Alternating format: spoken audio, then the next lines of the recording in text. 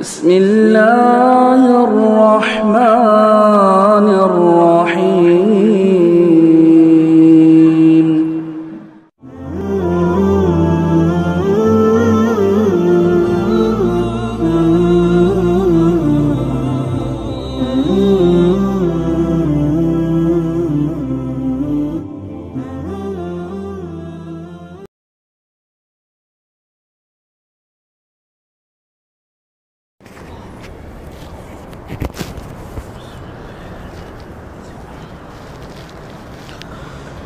إن الحمد لله نحمده ونستعينه ونستغفره ونؤمن به ونتوكل عليه ونعوذ بالله من شرور أنفسنا ومن سيئات أعمالنا من يهده الله فلا مضل له ومن يضلله فلا هادي له وأشهد أن لا إله إلا الله وأشهد أن محمدًا عبده ورسوله فأعوذ بالله السميع العليم من الشيطان الرجيم من همزه ونفخه ونفسه بسم الله الرحمن الرحيم. يا أيها الذين آمنوا اتقوا الله حق تقاته ولا تموتن إلا وأنتم مسلمون. يا أيها الناس اتقوا ربكم الذي خلقكم من نفس واحدة وخلق منها زوجها وبث منهما رجالا كثيرا ونساء واتقوا الله الذي تساءلون به والأرحام إن الله كان عليكم رقيبا. يا أيها الذين آمنوا اتقوا الله وقولوا قولا سديدا يصلح لكم أعمالكم ويغفر لكم ذنوبكم ومن يطع الله ورسوله فقد فاز فوزا عظيما. أما بعد فإن خير الحديث كتاب الله وخير الهدي هدي محمد صلى الله عليه وسلم وشر الأمور محدثاتها وكل محدثة بدعة وكل بدعة ضلالة وكل ضلالة في النار.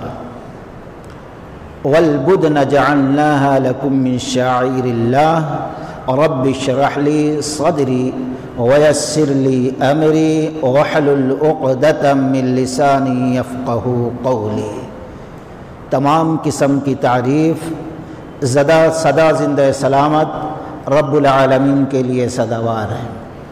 بعدہ درود السلام کا تحفہ اللہ کے حبیب محمد الرسول اللہ صلی اللہ علیہ وسلم پر نازل ہو. ہم نے موقع مناسبت سے سورہ حج کی آیت کریمہ کا ایک ٹکڑا پڑھا. پچھلے جمعے کو ہم نے یہ بات رکھی تھی کہ جب ہم قربانی کی تیاری کر رہے ہیں تو قربانی کا فلسفہ کیا ہے، قربانی کس مقصد کے لیے کی جاتی ہے، اس کے اندر کیا حکمت، کیا راز، کیا سبق، کیا پیغام، کیا درس ہمارے لیے پوشیدہ ہے، ہم اس پر غور کریں. وہ ساری چیزیں سمجھ کر ہم قربانی دیں گے تو قربانی کے مقصد کو ہم حاصل کر سکتے ہیں، ورنہ قربانی کا مقصد ہم کو حاصل نہیں ہوگا، چاہے ہمیشہ قربانی کرتے جائیں.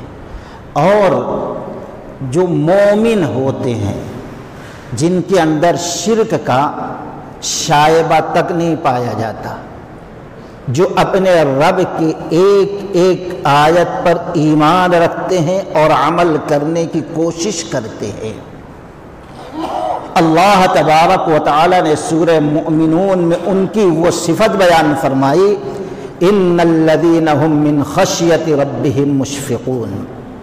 بے شک ایمان والے اپنے رب سے کانپتے، لرزتے، تھراتے رہتے ہیں.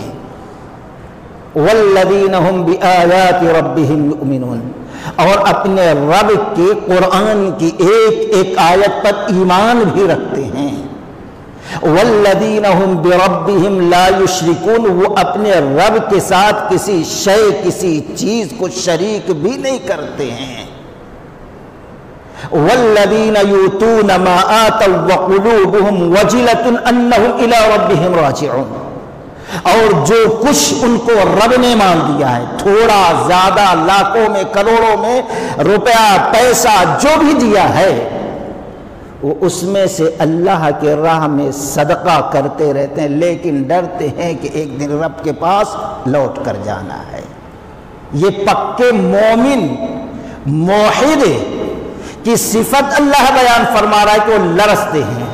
اللہ کے نبی علیہ الصلوۃ والسلام نے فرمایا، ترمذی کی روایت ہے، ایمان والے کون لرزتے ہیں؟ جو پانچوں وقت کے نماز کی پابندی کرتے ہیں، صدقہ زکوٰۃ پابندی سے ادا کرتے رہتے ہیں، رمضان کے روزے پابندی سے کرتے ہیں، اس کے باوجود بھی ڈرتے ہیں، اس کے باوجود بھی کانپتے ہیں، اس کے باوجود بھی لرزتے ہیں، اس کے باوجود بھی روتے رہتے ہیں۔ کیوں؟ اللہ نے ہم کو یہ عمل کرنے کا حکم دیا تھا، ہم نے کیا، اب ہمیں پتہ نہیں قبول ہوا کہ نہیں قبول ہوا۔ اگر پتہ چل جاتا تو آج پھر دوبارہ کر لیتے، لیکن اب نہیں، مرنے کے بعد پتہ چلے گا قبول ہوا۔ اگر قبول نہیں ہوا ہوگا تو اب میرا معاملہ کیا ہوگا؟ رب غضبناک ہوگا، غصے میں ہوگا، اور ہمارا ٹھکانہ دوزخ ہوگا، یہ سوچ کے روتے۔ یہ ایمان کی صفت ہے۔ اسی لیے جب ہم قربانی دینے کی تیاری کر رہے ہیں تو اس کی حکمت اپنے دل دماغ میں بٹھا کر اس کو حاصل کرنے کی کوشش کرو۔ کہیں ایسا نہ ہو بڑے سے بڑا جانور زندگی بھر دیتے جائیں، مرنے کے بعد پتہ چلا کہ اس کا کوئی اجر ثواب اللہ کے پاس نہیں ہے۔ تو ہم نے پچھلے خطبے کو قربانی کی حکمت 5 بیان کی تھی، اب اس کو دہرائیں گے تو وقت ختم ہو جائے گا، آگے بات نہیں ہو سکتی، اس لیے نمبر 6 جو قربانی کی حکمت قرآن نے بیان کیا، یہ ہے شکران نعمت، یعنی یہ قربانی کے ذریعے اللہ ہمیں پیغام دے رہا ہے کہ اے ایمان والو، تم اللہ کی نعمتوں کا شکر برابر ادا کرتے رہو۔ فاذکرونی اذکرکم، تم مجھے یاد کرو اور میں تمہیں یاد کروں گا۔ آج ہم کتنے مسائل میں پڑے ہیں، لیکن رب ہم کو یاد نہیں کر رہا ہے۔ مشکلات ہٹنے کا نام نہیں لے رہی ہے۔ واشکروا لی، اور تم میرے لیے شکر ادا کرتے رہو اور کفر نہ کرو۔ گویا شکر ادا نہ کرنا اللہ کی نعمتوں کو یاد کر کے یہ کفر کی علامت ہے، اور یہ دردناک عذاب کو دعوت دینا ہے۔ لئن شکرتم لأزیدنکم ولئن کفرتم ان عذابی لشدید، اگر اللہ کی نعمت کا تم شکر نہیں ادا کرو گے تو اللہ تعالیٰ بڑا دردناک عذاب تم کو دے گا۔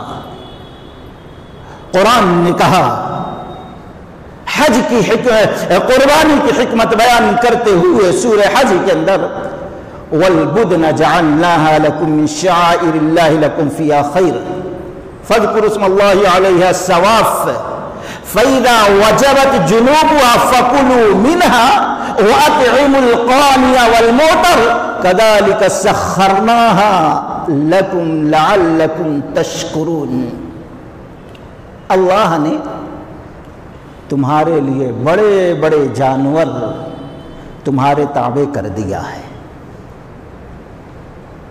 جیسے چاہو ان کو تم پٹکو اور ذبح کرو، نحر کرو۔ بڑے سے بڑا جانور، اونٹ جیسے جانور جس کو ہم اپنے قابو میں نہیں رکھ سکتے۔ فَكُلُوا مِنْهَا، جب اللہ نے تمہیں تمہارے تابع اس جانور کو کر دیا، تم اللہ کے نام سے قربانی دے رہے ہو، تو فَكُلُوا مِنْهَا، اس کے گوشت میں سے کھاؤ۔ وَأَطْعِمُ الْقَانِعَ وَالْمُعْتَرَ، اور جو تمہارے پاس آئیں ان کو بھی دو، جو مانگے ان کو بھی دو، جو سوال کرنے سے بچتے ہو ان کو بھی دو، اور جو تمہارے رشتہ دار یا جو ضرورت مند تمہاری نظر میں ہے ان کو بھی دو۔ کچھ لوگ اس سے 3 حصے ضروری قرار دیتے ہیں، 3 حصہ برابر ہونا کم زیادہ نہیں۔ اللہ کی قسم پورے قرآن پورے احادیث کا ذخیرہ دیکھ لو، کہیں یہ حکم نہیں ہے کہ 3 حصہ برابر سرابر ہونا۔ ہاں یہ ہے کھاؤ کھلاؤ، دو ضرورت مند ہیں، رشتہ دار ہیں، دوست و احباب ہیں، پاس پڑوس والے ہیں، کھاؤ اور کھلاؤ۔ کوئی مانگے تو اس کو بھی دو، نہ مانگنے والے کو بھی دو۔ اللہ نے کہا لعلکم تشکرون، یہ کیوں قربانی تمہارے اوپر؟ اس کا فلسفہ تاکہ تم شکر ادا کرو، شکر گزار بندے بن جاؤ۔ اب ہم سوچیں کہ اللہ کی نعمتیں ہم شمار کر سکتے نہیں، لیکن صبح سے اٹھے اب تک کتنی نعمتوں کا شکر ادا کیے؟ کوئی کہہ سکتا ہے؟ یہاں تک کہ پیارے نبی علیہ السلام نے فرمایا تمہارے جسم کے اندر جتنے پارٹس جتنے عضو ہیں 360، ہر پارٹس کی طرف سے عضو کی طرف سے جب سورج نکلتا ہے تو صدقہ ہے۔ کوئی سبحان اللہ کہہ دیا تو جسم کے ایک پارٹس کی طرف سے شکر ادا ہو گیا، الحمدللہ کہہ دیا دوسرے پارٹس سے، لا الہ الا اللہ کہہ دیا تیسرے پارٹس سے، کسی کو اچھی چیز کی تعلیم دے دی چوتھے، کسی کو برائی سے روک دیا پانچویں، کوئی نقصان دہ چیز راستے میں ہے جس سے کسی مخلوق کو تکلیف ہو سکتی ہے، راستے سے اس کو ہٹا دیا، دفع کر دیا، چھٹویں چیز کا۔ اللہ کے نبی علیہ السلام نے بڑی پیاری، کہاں تک کرو گے؟ سورج نکلنے کے بعد صرف 2 رکعت نماز پڑھ لو، پورے جسم کے طرف سے شکر ادا ہو جائے گا۔ کتنے لوگ شکر ادا کیے؟ کتنے لوگ؟ غور کا مقام ہے۔ یہ قربانی کے اندر حکمت یہ رب بیان فرما رہا ہے تاکہ تم اللہ کی نعمتوں کا شکر ادا کرنے والے بن جاؤ۔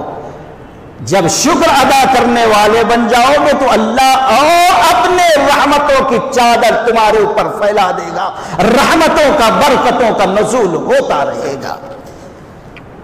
یہ چھٹویں حکمت ہے قربانی کی۔ ہم نے کتنے اصلاح کی، خود اپنے دامن کے اندر جھانک کر دیکھ لیں۔ نمبر 7،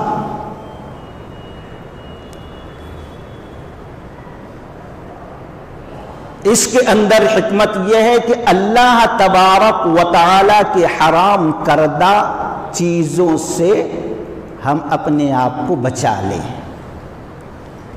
اللہ کے حرام کردہ چیزوں سے، اللہ کی ناپسندیدہ چیزوں سے اپنی زندگی کو بچائیں۔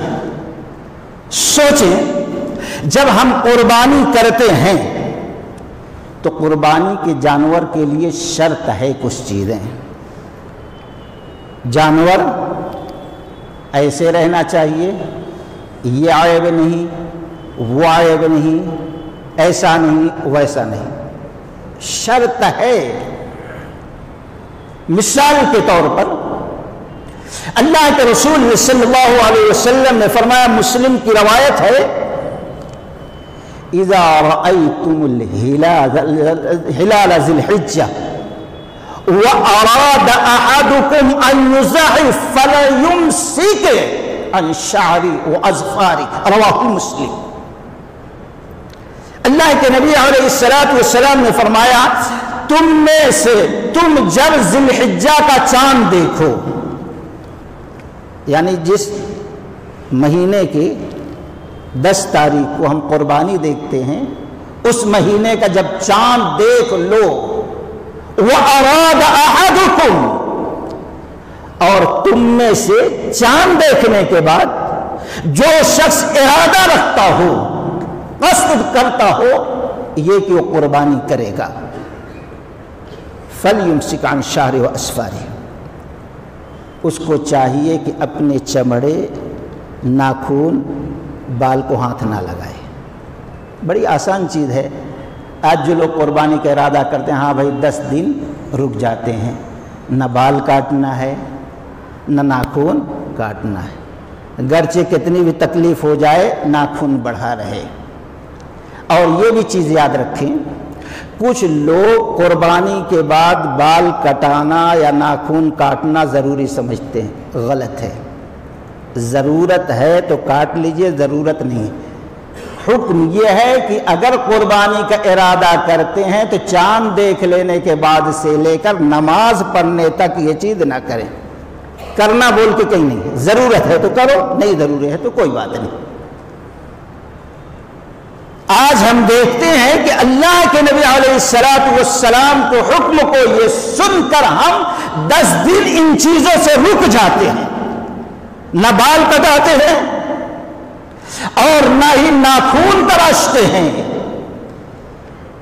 لیکن یہ قربانی، یہ حکم کہ پیچھے یہ حکمت پوشیدہ ہے، یہ فلسفہ پوشیدہ ہے کہ زندگی میں ایسے ہی دوسرے جن چیزوں سے اللہ نے تم کو روک دیا ہے، جن کاموں کو اللہ ناپسند کرتا ہے، جن چیزوں سے اللہ غضبناک ہوتا ہے، بدرجہ اولا ان چیزوں سے تم اپنی زندگی کو روک لو، ان چیزوں سے اپنی زندگی کو دور رکھو۔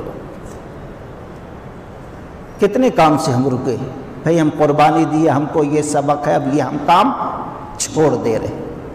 کتنے لوگ ہیں، کتنے جانور قربانی کر ڈالے۔ ہم نے اس حکمت کو کب اپنایا ہے؟ تو یہ 7واں فلسفہ ہے قربانی کا سبق ہے۔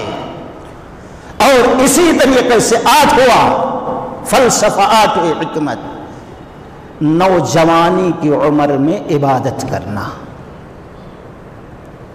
جب صحت مند ہو، تندرست ہو، جب یہ ہمارے اندر قوت ہو کہ پہاڑ کی چھاتی کو روک ڈالیں گے، جب ہمارے اندر یہ قوت ہو کہ ہم سمندر کو تیر کے پار کر جائیں گے، ایسی عمر میں عبادت کرنے کا درس، پیغام، سبق یہ قربانی دیتی ہے۔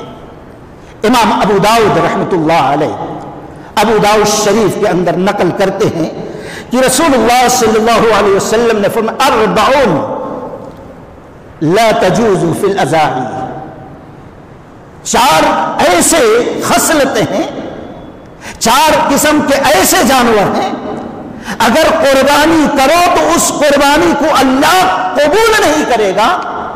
لا تجوز فی الاضاحی، اس جانور کی قربانی جائز ہی نہیں ہے، ناجائز ہے۔ پہلی چیز العوراء بین عورها، جانور صحت مند ہے، تندرست ہے، موٹا تگڑا ہے، تازہ ہے، سب کچھ، لیکن اگر کانا ہے، واضح دکھ رہا، صاف کانا ہے، تو اللہ کی قسم، اللہ کے نبی علیہ السلام نے فرمایا اللہ اس کی قربانی جائز نہیں کیا ہے، ناجائز ہے۔ والمریضۃ بین، اور ایسا جانور جو بیمار ہو، دیکھنے سے پتہ چل جائے صاف طور پر ہاں یہ بیمار ہے، تو ایسے جانور کی بھی قربانی جائز نہیں ہے۔ والعوجاء بین، جانور خوبصورت ہے، تگڑا ہے، تندرست ہے، دیکھنے میں اچھا لگتا ہے، لیکن لگڑا ہے، چل رہا ہے تو ہم یہاں سے دیکھ لے رہے کہ یہ لگڑا ہے، اس کے پیر میں عیب ہے، نقص ہے، کمی ہے، لا تجوز، اللہ کے نبی نے فرمایا اس کی قربانی جائز نہیں ہے۔ والکثیر الذی لا تنقی، اور کمزور لاغر جس کی ہڈیوں میں گوشت نہ ہو،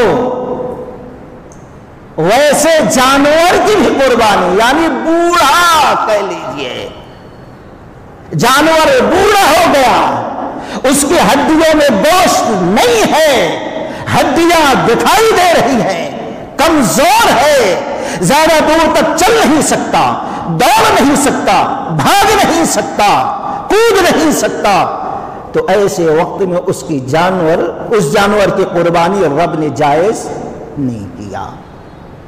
حدیث کے اندر کیا ہے؟ بوڑھا کمزور جس کی ہڈی دکھتے ہو۔ آج لوگ بڑھاپے کی عمر کو پہنچتے ہیں، اکثر لوگ عبادت شروع کر دیتے ہیں۔ جب بوڑھے جانور کی قربانی اللہ کے نبی نے جائز نہیں کیا، لنگڑا ہو تو اس کی قربانی جائز نہیں، بیمار ہو تو اس کی قربانی جائز نہیں۔ ایسے وقت میں کوئی بیمار ہوتا ہے، ارے مر نہ جائیں کرونا نہ، تھوڑا توبہ استغفار کر لیتے، بوڑھے ہو گئے کچھ اللہ کی طرف، یہ کمال نہیں ہے۔ یہ قربانی، یہ عیب کو ظاہر کر کے یہ شریعت مطہرہ پیغام دینا چاہتی ہے، درس دینا چاہتی ہے کہ اے ایمان والو، اے نوجوانوں، اس نوجوانی میں، اس صحت مندی کی حالت میں تمہاری عبادت اللہ کو بہت زیادہ پسند ہے، بڑھاپے کی عبادت اتنی پسند نہیں ہے۔ قرآن میں، حدیث میں نوجوان کی زندگی کو نعمت کہا گیا ہے۔ سوچو، ترمذی کی روایت ہے، رسول رحمت صلی اللہ علیہ وسلم نے فرمایا میدان محشر قائم ہوگا، ایسے وقت میں کوئی شخص حرکت کر نہیں سکتا جب تک کہ 5 سوالوں کا جواب نہ دے، اس میں سے ایک سوال پوری زندگانی کا ہوگا۔ پوری زندگی کا جب حساب دے دے گا ایک انسان، تو اللہ زندگی میں سے جو خاص قیمتی ایام تھے، سال، مہینے، ہفتے، دن گزارے نوجوانی کے، خاص طور پر پوری زندگی کا حساب لینے کے بعد پھر خاص طور پر نوجوانی کے جو عرصہ ہوتا ہے، سال، اللہ کی قسم، اللہ کے نبی علیہ السلام نے فرمایا خصوصیت کے ساتھ اس نوجوان کی نوجوانی کے وقت کا حساب دینا پڑے گا۔ آج ہم کہتے ہیں ابھی نوجوان تو ہے، کھیلنے کودنے کی عمر ہے، شریعت یہ کہتی ہے عبادت کا وقت ہے وہ۔ اور پھر وہ بخاری کی روایت کہ میدان محشر قائم ہوگا، ہر انسان اپنے ہی پسینوں میں ڈوبا ہوگا، نفسی نفسی کا عالم ہوگا۔ ایسے وقت میں 7 قسم کے لوگ ہوں گے جن کو رب العالمین اپنا سایہ، عرش کا سایہ نصیب کرے گا۔ اس میں سے ایک شخص وَالشَّابُ النَّشَّأَ فِي عِبَادَةِ اللَّهِ، وہ نوجوان ہوں گے جو لوگ اپنی زندگی کو، اپنی نوجوانی کو اللہ کی شریعت کے مطابق گزارے ہیں، بے حیائی سے، بے شرمی سے، بری خواہشات سے بچائے اور اللہ کی شریعت کے تابع کر دیے، اللہ ان کو خصوصیت کے ساتھ اپنے عرش کا سایہ نصیب کرے گا۔ تو یہ قربانی ہمیں سبق دیتی ہے کہ اللہ کے ہاں محبوب عبادت نوجوانی میں جب تم رہو تو اس وقت کر لو۔ اسماعیل علیہ السلام نوجوانی کے دہلیز پر قدم رکھتے ہیں، جب اللہ تبارک و تعالیٰ نے کہا ان کو قربان کرو۔ اسی طریقے سے نمبر 8 اس قربانی کے اندر جو حکمت بیان کی گئی ہے وہ یہ ہے کہ اللہ تبارک و تعالیٰ کے راہ میں ہم اپنی پسندیدہ اور محبوب چیز خرچ کریں، اچھے مال کو، خرچ کریں۔ آپ قربانی میں اچھے جانور کی قربانی نہ دیں، صحت مند جانور نہ ہو، تندرست نہ ہو، جیسے چاہیں الٹا سیدھا لا کے قربانی دے دیں تو وہ قربانی قابل قبول نہیں ہے۔ تو یہ چیز، یہ قربانی ہمیں سبق دیتی ہے کہ اللہ تبارک و تعالیٰ کے راہ میں عمدہ سے عمدہ، بہتر سے بہتر، اچھے سے اچھا، محبوب سے محبوب مال تم خرچ کرو۔ جب اللہ خوش ہوگا، جب تم نیکیوں کو حاصل کر سکو گے، جب تم جنت کے اندر داخل ہو سکو گے۔ لن تنالوا البر حتى تنفقوا مما تحبون وما تنفقوا من شيء فإن الله به عليم۔ ہرگز تم نیکی کو نہیں پہنچ سکتے۔ حافظ ابن کثیر رحمۃ اللہ علیہ نے نقل کیا، یہاں نیکی سے مراد یہ ہے کہ ہرگز تم جنت میں داخل ہو ہی نہیں سکتے جب تک کہ اپنے محبوب چیز سے۔ ابراہیم علیہ السلام کو جب قربانی کا حکم ہوا تو سب سے کائنات میں اس وقت محبوب چیز ان کے نزدیک دنیا میں نور نظر، لخت جگر، آنکھوں کا تارا، دل کا سرور، آنکھ کا نور اسماعیل علیہ السلام تھے۔ عبداللہ بن عمر رضی اللہ تعالی عنہ، رات ہے، تہائی رات، ساری کائنات سو رہی ہے، تہجد کی نماز میں ہیں، سورہ آل عمران کی تلاوت کر رہے ہیں، تیسرا پارہ مکمل ہوا، چوتھا جز شروع ہوتا ہے، لن تنالوا البر حتى تنفقوا مما تحبون، لن تنالوا البر حتى تنفقوا مما تحبون۔ یہاں جب پہنچتے ہیں تو بار بار اس آیت کو دہرانا شروع کر دیتے ہیں، بار بار، اور پھر حالت نماز میں ہی غور کرتے ہیں کہ آج عبداللہ کے زندگی میں سب سے زیادہ محبوب چیز کیا ہے۔ آج ہم ردی چیز لینا چاہتے ہیں اللہ کی راہ میں۔ اللہ اکبر، بار بار دہراتے رہے، لن تنالوا البر حتى تنفقوا مما تحبون، ہرگز تم بھلائی کو پہنچ ہی نہیں سکتے یہاں تک کہ اپنی محبوب ترین چیز اللہ کی راہ میں خرچ نہ کر دو۔ رکوع، سجدہ، تشہد، سلام پھیرے، گھر والوں کو اٹھائے فوراً، میٹھی نیند کا وقت ہے، تہائی رات کا وقت ہے، پاس پڑوس والوں کو بھی اٹھائے کھٹکا مار مار کے، لوگ جمع ہوئے، کیا بات ہے، پریشان ہوئے، کیا مصیبت، کیا پریشانی، کیا دشمن، کیا وبا آ گئی۔ رات کے اس وقت جب ہم سو رہے میٹھی نیند تو عبداللہ جو ہے دروازے پہ کھٹکا مار مار کے اٹھنے پہ مجبور کیا ہے، جمع کیا ہے۔ کیا وجہ عبداللہ بولو؟ کہا کہ یہ میری لونڈی ہے، میرے حصے میں آئی جنگ، میں اس کو اللہ کی راہ میں آزاد کر دے رہا ہوں، اللہ کی رضا کے لیے۔ لوگوں نے کہا اس کے آزاد کرنا تھا، آزاد کر دیتے، ہم کو کیوں اٹھائے؟ کہا نہیں، تاکہ تم لوگ گواہ رہو۔ ارے بھائی، سورج جب نکلتا صبح ہوتی اس وقت گواہی بنا لیتے ہم لوگوں کو، اب رات کے آخری حصے میں میٹھی نیند کے وقت آپ کو اٹھا کر یہ گواہ بنانے کی کیا سوجی ہے، کیا سمجھ میں آیا ہے؟ تو انہوں نے کہا میں اس آیت پہ پہنچا، ہرگز تم بھلائی کو نہیں پہنچ سکتے جب تک کہ محبوب چیز۔ یہ لونڈی بڑی خوبصورت ہے، بڑی خوبصورت، بڑی نایاب ہے، اور ہم نے یہ پختہ ارادہ کر لیا تھا اس کو آزاد کریں گے اور پھر اس سے نکاح کر لیں گے، پکا۔ لیکن جب پڑھتے پڑھتے رات میں اس آیت پہ پہنچا تو ٹھہر گیا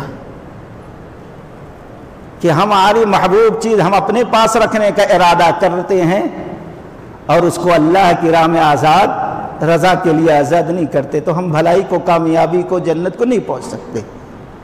اس لیے اے لوگوں، میں نے تہیا کلیاب آزاد کر رہا ہوں، تو لوگوں نے کہا اٹھاتے، کہا نہیں، میں سوچا بعد میں بات کروں گا، لیکن میں سوچا کہیں ایسا نہ ہو کہ صبح ہو اور شیطان ہمارے دل میں وسوسہ، عبداللہ یہ خوبصورت لوگی ہے، ایسی عورت خوبصورت ملنے والی نہیں ہے، بڑی وفادار ہے، بہت احترام کرنے والی ہے، بہت ادب کرنے والی ہے، تمہارا بہت خیال رکھنے والی ہے، ایسی عورت نصیب نہیں ہوگی، اس کے بجائے 4 عورت آزاد کر دو لیکن اس کو اپنی نکاح میں رکھ لو، کہیں ایسا نہ ہو شیطان ہمارے دل میں ایسے پٹی پڑھائے، وسوسہ ڈالے، اس لیے شیطان سے پہلے اب میں تم لوگوں کو گواہ بنا دے رہا ہوں کہ اس کو آزاد کر دے رہا ہوں، اگر ہمارے دل میں خلل آئے کبھی ایسا تو تم لوگ ٹوک دینا۔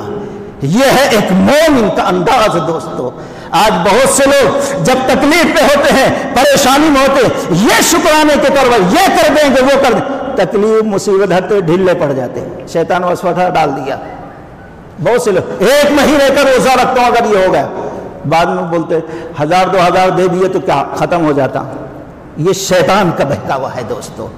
لن تنالوا البر، تو یہ قربانی ہم کو درس دیتی ہے، سبق دیتی ہے کہ تم اپنے عمدہ چیزوں کو اللہ کی رضا میں، اللہ کی خوشنودی کے لیے خرچ کرو، یہ پیغام ہے، ہم اس پر غور کریں دوستو۔ اسی طریقے سے اس قربانی کا ایک پیغام یہ بھی ہے، حکمت یہ بھی ہے کہ ہم اپنی خواہشوں کو کچل ڈالیں، روند ڈالیں اپنی نفسانیات کو۔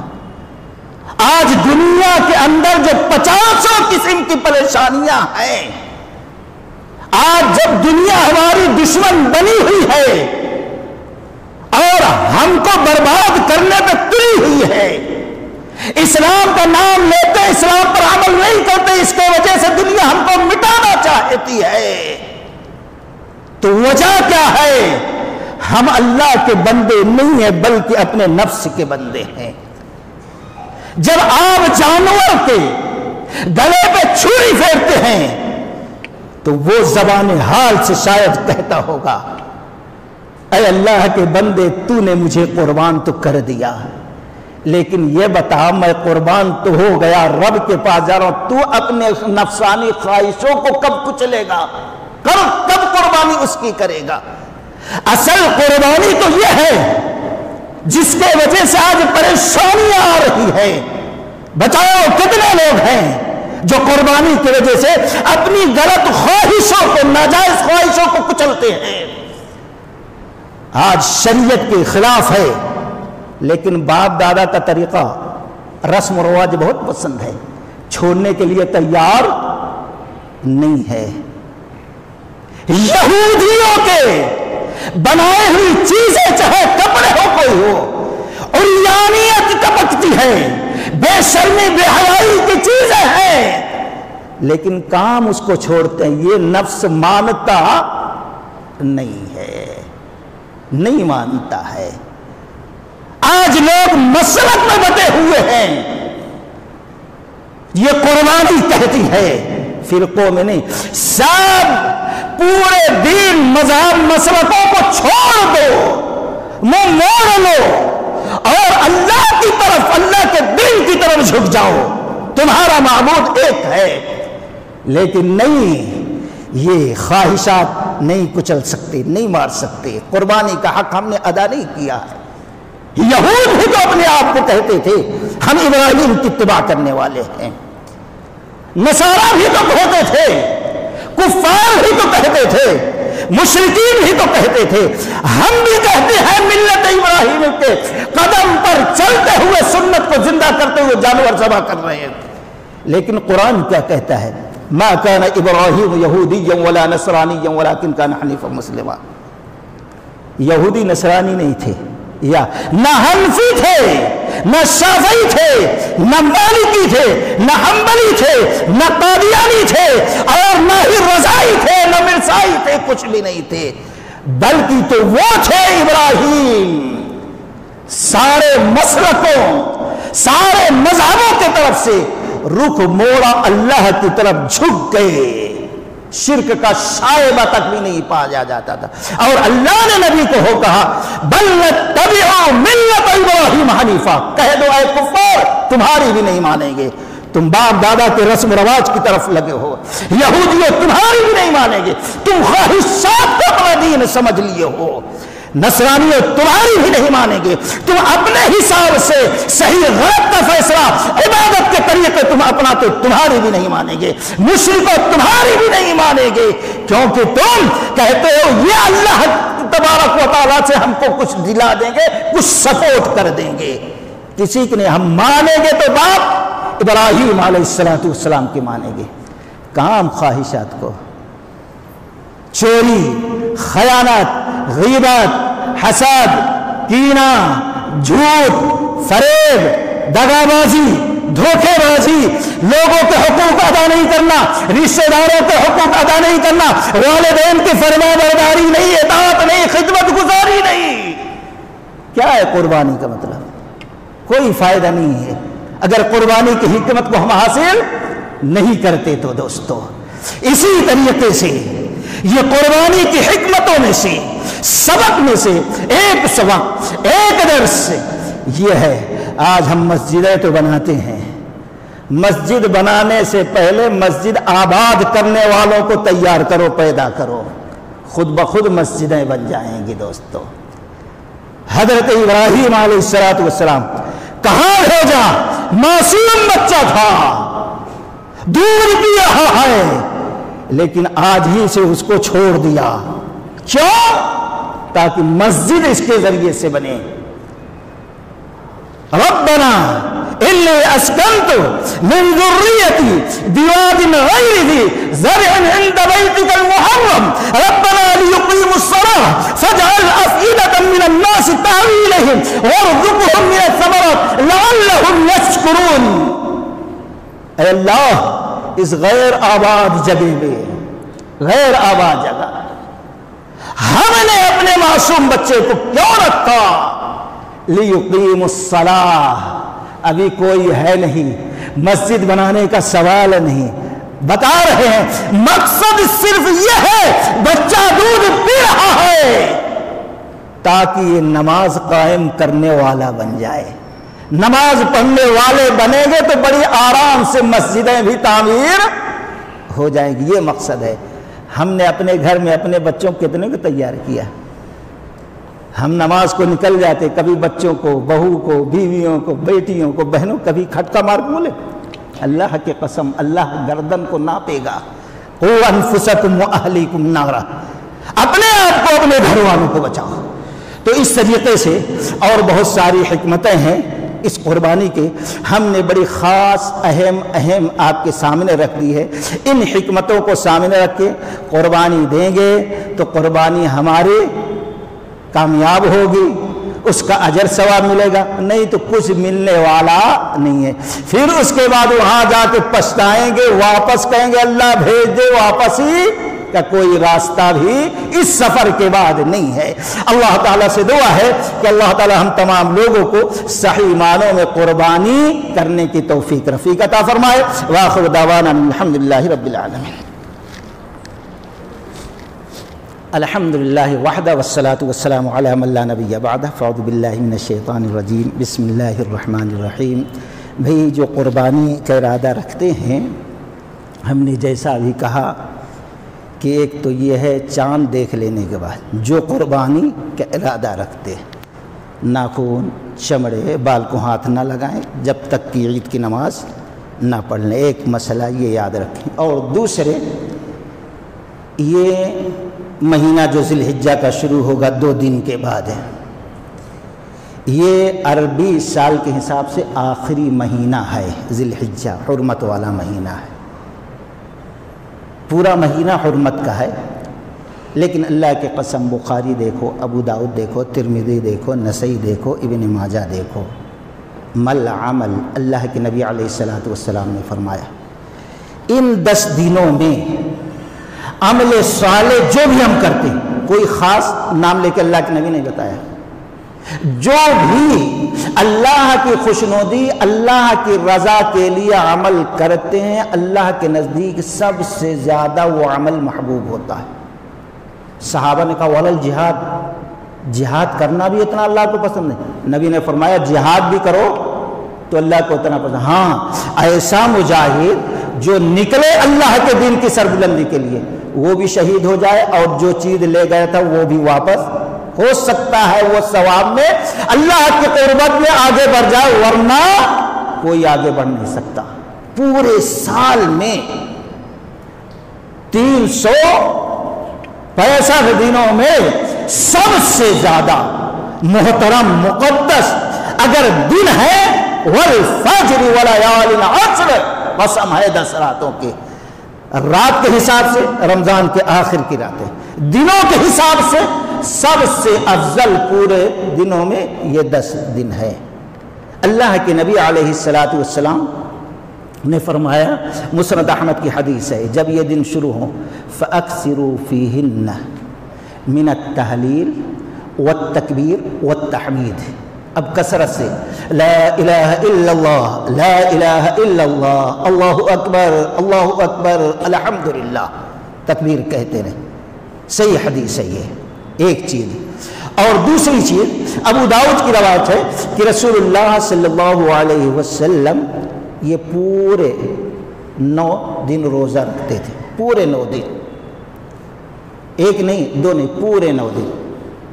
بہتر ہے 9 رکھ لیا جائے، نہیں رکھ سکتے تو 5 رکھ لو، 3 رکھ لو، کچھ بھی نہیں رکھتے تو کوئی گناہ۔ لیکن جب اتنے افضل ایام ملے ہیں، اللہ کے نزدیک ہونے کا موقع ملا ہے، اللہ نے نعمت کے طور پر ہم کو یہ ایام دیے ہیں، تو ہو سکے تو پورے روزے رکھ لو، نہیں 2-3، نہیں تو عرفہ کا روزہ رکھ لو۔ اللہ کے نبی علیہ السلام سے پوچھا گیا عرفہ کے روزے کے بارے میں، مسلم کی روایت ہے، تو اللہ کے نبی علیہ السلام نے فرمایا میں امید رکھتا ہوں کہ اللہ تبارک و تعالی عرفہ کے دن روزہ رکھنے کی وجہ سے یکفر السنۃ الماضیہ قبلہ، اللہ تعالیٰ ایک روزہ رکھنے کی وجہ سے گزرے ہوا 1 سال جو ہے اس کے بھی گناہ معاف کر دے گا، اور جو 1 سال اب سامنے آنے والا ہماری زندگی کا اس کا بھی گناہ معاف کر دے گا۔ 9 نہیں رکھ سکتے، 5 سے کم 1 تو رکھ لو۔ اسی طریقے سے اور دنوں جیسے رمضان میں نہیں، اسی طریقے سے جو بھی عمل کریں کثرت سے ہم کو صدقہ، خیرات، زکوٰۃ بھی دیتے رہنا، قرآن کی تلاوت کرنا ہے، نمازوں کی حفاظت کرنا، یہ ساری چیز کرے، انشاءاللہ اس کی برکت سے اللہ تعالیٰ کے نزدیک ہم محبوب ہو جائیں گے، ہمارا عمل بھی اللہ کو بہت پسندیدہ آئے گا۔ تو جیسے رمضان میں ان دنوں میں کوشش کریں، اللہ کی قربت حاصل ہوگی، یا وبا، پریشانیاں، مصیبتیں جو ہے انشاءاللہ اس کی برکت سے اللہ تعالیٰ ہم سے دور کر دے گا۔ اللہ تعالیٰ سے دعا ہے کہ اللہ تبارک و تعالیٰ ان ایام میں سنت کے مطابق عمل کرنے کی اللہ توفیق رفیق عطا فرمائے۔ ان اللہ و ملائکتہ یصلون علی النبی یا ایھا الذین آمنوا صلوا علیہ وسلموا تسلیما، اللهم صل علی محمد وعلی آل محمد كما صلیت علی ابراہیم وعلی آل ابراہیم إنك حميد مجيد، اللهم بارك على محمد وعلى آل محمد كما باركت على إبراهيم وعلى آل إبراهيم إنك حميد مجيد۔ إن الله يأمر بالعدل والإحسان وإيتاء ذي القربى وينهى عن الفحشاء والمنكر والبغي يعظكم لعلكم تذكرون، اذكروا الله يذكركم وادعوه يستجيب لكم ولذكر الله تعالى أكبر۔ السلام عليكم ورحمة الله وبركاته۔